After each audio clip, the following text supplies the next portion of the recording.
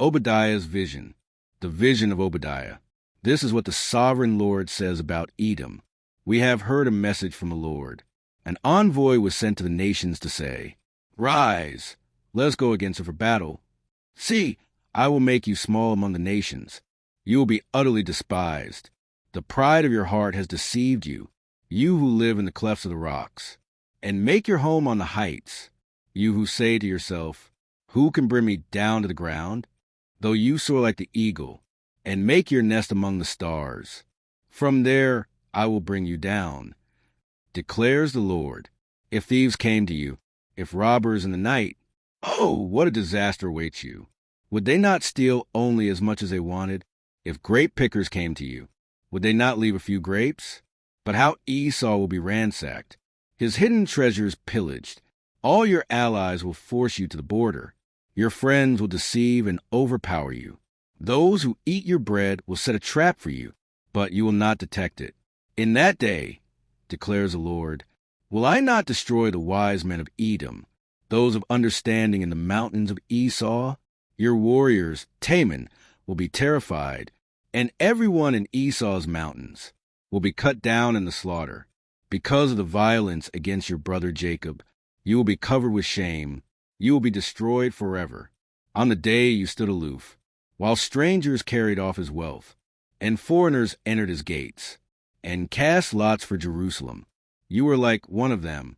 You should not gloat over your brother in the day of his misfortune, nor rejoice over the people of Judah in the day of their destruction, nor boast so much in the day of their trouble.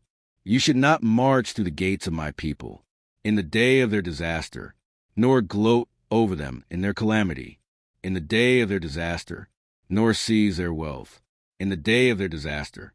You should not wait at the crossroads to cut down their fugitives, nor hand over their survivors in the day of their trouble. The day of the Lord is near. For all nations, as you have done, it will be done to you. Your deeds will return upon your own head, just as you drank on my holy hill. So all the nations will drink continually. They will drink, and be as if they had never been. But on Mount Zion will be deliverance. It will be holy, and Jacob will possess his inheritance. Jacob will be a fire, and Joseph a flame. Esau will be stubble, and they will set him on fire and destroy him. There will be no survivors. From Esau, the Lord has spoken. People from the Negev will occupy the mountains of Esau, and people from the foothills will possess the land of the Philistines. They will occupy the fields of Ephraim and Samaria, and Benjamin will possess Gilead. This company of Israelite exiles who are in Canaan will possess the land as far as Zarephath. The exiles from Jerusalem who are in Sepharad will possess the towns of the Negev. Deliverers will go up on Mount Zion to govern the mountains of Esau, and the kingdom will be the Lord's. Jonah 1-4. Jonah flees from the Lord. The word of the Lord came to Jonah son of Amittai. Go to the great city of Nineveh and preach against it, because its wickedness has come up before me. But Jonah ran away from the Lord and headed for Tarshish. He went down to Joppa, where he found a ship bound for that port. After paying the fare, he went aboard and sailed for Tarshish to flee from the Lord. Then the Lord sent a great wind on the sea, and such a violent storm arose that the ship threatened to break up. All the sailors were afraid, and each cried out to his own God. And they threw the cargo into the sea to lighten the ship. But Jonah had gone below deck, where he lay down and fell into a deep sleep. The captain went to him and said, "How can you sleep? Get up and call on your God. Maybe he will take notice of us, so that we will not perish." Then the sailors said to each other, "Come, let us cast lots to find out who is responsible for this calamity." They cast lots, and the lot fell on Jonah. So they asked him, "Tell us, who is responsible for making all this trouble for us? What kind of work do you do? Where do you come from? What is your country? From what people are you?" He answered, "I am a Hebrew, and I worship the Lord, the God of heaven, who made the sea and the dry land." This terrified them, and they asked, "What have you done?" They knew he was running away from the Lord, because he had already told them so.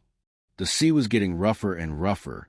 So they asked him, what should we do to you to make the sea calm down for us?" "Pick me up and throw me into the sea," he replied, "and it will become calm. I know that it is my fault that this great storm has come upon you." Instead, the men did their best to row back to land. But they could not, for the sea grew even wilder than before. Then they cried out to the Lord, "Please, Lord, do not let us die for taking this man's life.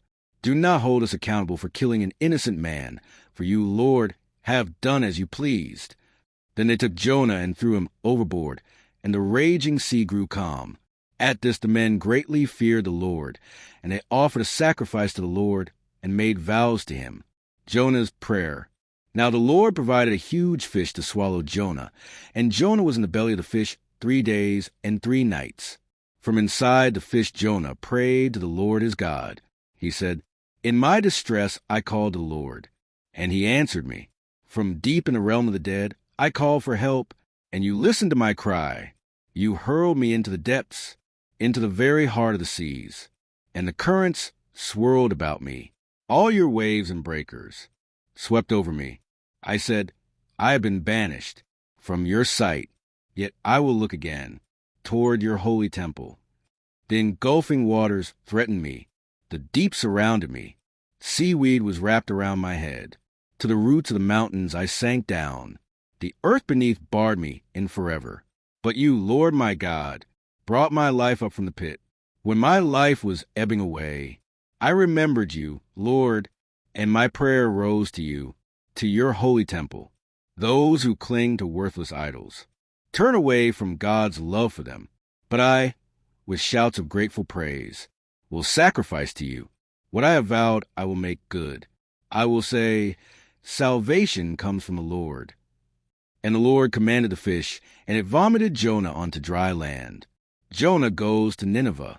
Then the word of the Lord came to Jonah a second time. Go to the great city of Nineveh, and proclaim to it the message I give you. Jonah obeyed the word of the Lord, and went to Nineveh. Now Nineveh was a very large city. It took 3 days to go through it. Jonah began by going a day's journey into the city, proclaiming, 40 more days and Nineveh will be overthrown. The Ninevites believed God. A fast was proclaimed, and all of them, from the greatest to the least, put on sackcloth. When Jonah's warning reached the king of Nineveh, he rose from his throne, took off his royal robes, covered himself with sackcloth, and sat down in the dust. This is a proclamation he issued in Nineveh, by the decree of the king and his nobles. Do not let people or animals, herds or flocks, taste anything. Do not let them eat or drink, but let people and animals be covered with sackcloth. Let everyone call urgently on God. Let them give up their evil ways and their violence. Who knows? God may yet relent and with compassion turn from his fierce anger, so that we will not perish. When God saw what they did and how they turned from their evil ways, he relented and did not bring on them the destruction he had threatened. Jonah's anger at the Lord's compassion. But to Jonah this seemed very wrong, and he became angry. He prayed to the Lord, "Isn't this what I said, Lord, when I was still at home? That is what I tried to forestall by fleeing to Tarshish. I knew that you are a gracious and compassionate God, slow to anger and abounding in love, a God who relents from sending calamity. Now, Lord, take away my life, for it is better for me to die than to live." But the Lord replied, "Is it right for you to be angry?" Jonah had gone out and sat down at a place east of the city. There he made himself a shelter, sat in its shade, and waited to see what would happen to the city. Then the Lord God provided a leafy plant and made it grow up over Jonah to give shade for his head to ease his discomfort. And Jonah was very happy about the plant. But at dawn the next day God provided a worm, which chewed the plant so that it withered. When the sun rose, God provided a scorching east wind, and the sun blazed on Jonah's head so that he grew faint. He wanted to die and said, "It would be better for me to die than to live." But God said to Jonah, "Is it right for you to be angry about the plant?" "It is," he said, "and I'm so angry I wish I were dead." But the Lord said, "You have been concerned about this plant, though you did not tend it or make it grow. It sprang up overnight and died overnight. And should I not have concern for the great city of Nineveh, in which there are more than 120,000 people who cannot tell their right hand from their left, and also many animals?